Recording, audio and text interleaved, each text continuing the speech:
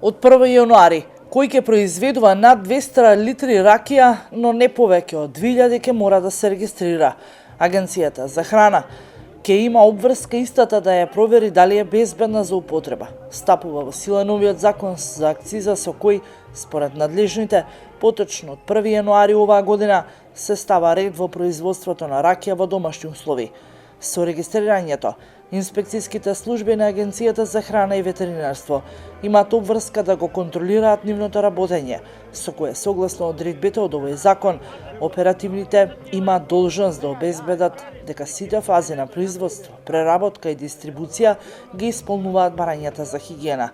Законот не важи за оние кои произведуваат ракија за лична употреба, туку оние кои ја произведуваат и пласираат ракијата на пазарот, се вели во дописот од Агенцијата за храна. Од Асоциацијата на земјоделци велат дека со новото законско решение граѓаните ќе знаат каква ракија купуваат, а ќе се сузбие и сивата економија. Со законското решение, производителите од акциза ќе бидат ослободени уште следната година, а во 2021 ќе плаќаат по 10 денари за литар ракија и секоја наредна ќе се зголемува за 10 денари.